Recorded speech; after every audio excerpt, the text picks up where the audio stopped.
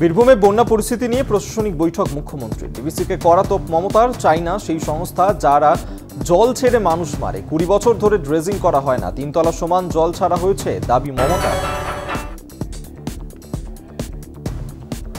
অবশেষে বাড়ি ফিরলেন অনুব্রত মণ্ডল। কেষ্টগড়ে উৎসবের আমেজ। প্রায় 1.5 বছর তিহার জেলে বন্দী থাকার পর মুক্ত অনুব্রত। প্রিয় নেতার ঘর বাপাসিতে আবির খেলায় মাতলেন কেষ্ট অনুগামীরা।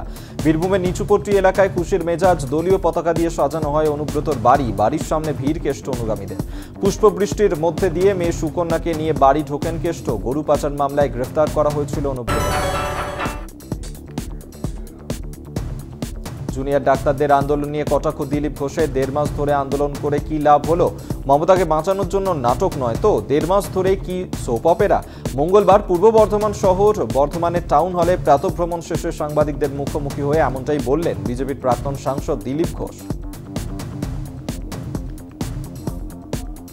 বন্যা দুর্গত মানুষের পাশে থাকতে আন্দোলনকে যারা চালাচ্ছে, কলকাতার মমতা ব্যানার্জিকে বাঁচাবার জন্য সব নাটক করছে না তো? রাত জাগো, ক্যান্ডেল জ্বালাও, চল রাত্রেবেলা একটু বাতি জ্বালিয়ে ছবি তুলে চলে আসে। এই জন্য কি 1.5 মাস ধরে বাংলার মানুষ কষ্ট পেল? স্বাস্থ্য পরিষেবা বন্ধ হয়ে গেল হসপিটালগুলোতে, তার জবাব দিতে হবে না? এই আন্দোলন যে করা হলো, মানুষকে খেপিয়ে কী লাভ হলো? আপনারা একটা সরকারের বিরুদ্ধে একটা কথা বলছেন না কেন? এই ধরনের মানুষকে ধোকা দিয়ে আন্দোলনের নামে রাস্তায় নামানো হচ্ছে, পুজো বন্ধ করে মানুষকে আহ্বান করা হচ্ছে। কিন্তু মানুষ কি পেল এই আন্দোলন থেকে? আজকে এটা আর পোস্টমর্টম করতে হবে যে এত বড় আন্দোলন, এত বড় শো হলো, রোজ একবার রাস্তায় এসে নাটক করা, হাত তালি দেওয়া, স্লোগান দেওয়া, রেজাল্টটা কী হলো? কিছু লোক কি এটা কি ওই শো অপেরার মতো হচ্ছে নাকি? এর রেজাল্ট চাই এবং পরিবর্তন চাই। কেউ গ্যারেন্টি দিতে পারবেন ওই ডাক্তাররা আবার ডিউটি করলে রাত্রেবেলা আবার কোনো মহিলা ডাক্তারের উপর এরকম হবে না? বন্যা দুর্গত মানুষের পাশে থাকতে আন্দোলনরত চিকিৎসকেরা কলকাতা নীলরতন হাসপাতাল থেকে গেলেন পশ্চিম মেদিনীপুরের ঘাটালে। ঘাটালের বরদা বিশালাক্ষী মন্দির এলাকায় অভয়া ক্লিনিক খুলে চিকিৎসা পরিষেবা দিচ্ছেন তারা। উপস্থিত শতাধিক মানুষ। চিকিৎসা নিতে আসা বন্যা দুর্গত এলাকার মানুষদের দাবি, তারা আন্দোলনকে সমর্থন করেন, তারা চিকিৎসকদের পাশে আছে। অবশেষে সোমবার রাতে বাড়ি ফেরেন আরজিকরের বিতর্কিত কাকা। বাড়িতে না ঢুকে সোজা চলে যান পানিহাটির বিধায়কের বাড়িতে। সাংসদ বিধায়কের সঙ্গে দীর্ঘ বৈঠক করেন সঞ্জীব মুখার্জি। তারপর সাংবাদিকদের মুখোমুখি হয়ে তিনি জানান তাঁর বিরুদ্ধে কুৎসা রটাচ্ছেন অপূর্ব বিশ্বাস। এই ডাক্তারকে তিনি চিনতেন না। পোস্টমর্টম কে করবে, কিভাবে, তিনি জানবেন কি করে? ভুতনির বন্যা পরিস্থিতির কারণে ফের মৃত্যু। জলে ডুবে মৃত্যু হলো 13 মাসের শিশু। ঘটনাকে কেন্দ্র করে শোকের ছায়া মালদার মানিকচকের গুমানিটোলা এলাকায়।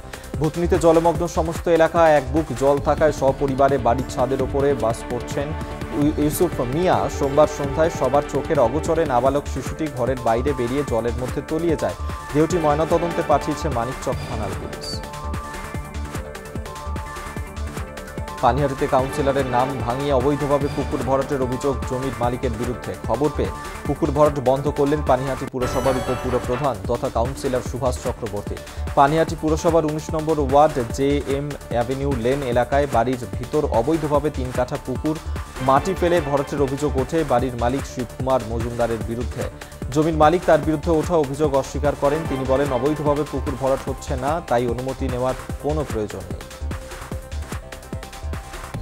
আমি তো বন্ধ করে দিয়ে গেলাম এবং শুধু নয়, যারা ফেলতে এসেছিলাম তাদেরও বলে দিলাম আগে মিউনিসিপ্যাল পারমিশন দরকার এবং আগে শালবল্লা পুঁতে তার পুকুরটাকে ঘিরে দেবে, ঘিরে দিয়ে তারপর তার পাশে মাটিটা ফেলবে। শালবল্লা দিয়ে যে মাটিটা না ঘিরে যেটা ফেলছে ওটা ভরাট করা বলে। আমি এটাকে করতে দেবো না, আমার ওয়ার্ডে অন্তত আমি এই জিনিস করতে দেবো না। আমার দলিলে 3 কাঠা সোয়া 3 কাঠা জমি লেখা আছে। ডোবা। আচ্ছা, এই ডোবা ভাঙতে ভাঙতে এবার আমার পাঁচিল বাড়ি পর্যন্ত ভেঙে যাচ্ছে। না, পারমিশন আমার নেওয়ার দরকার নেই, কারণ হচ্ছে আমি ইললিগ্যাল ভাবে ভরাট। শিক্ষকের বিরুদ্ধে ছাত্রীকে শ্লীলতাহানি করার অভিযোগ। গ্রেফতার বসিরহাটের এক স্কুল শিক্ষক। স্কুলের অন্যান্য শিক্ষকরা সরব হন অভিযুক্তের বিরুদ্ধে। অভিযুক্তকে বসিরহাট মহকুমা আদালতে পেশ করা হয়।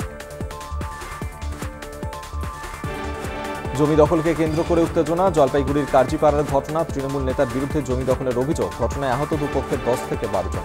কোতোয়ালি থানায় অভিযোগ দায়ের। ময়নাগুড়িতে লাইনচ্যুত মালগাড়ি, 6টি বগি লাইনচ্যুত। মঙ্গলবার সকালে একটি খালি মালগাড়ি ধূপগুড়ির দিক থেকে নিউ জলপাইগুড়ির দিকে যাচ্ছিল।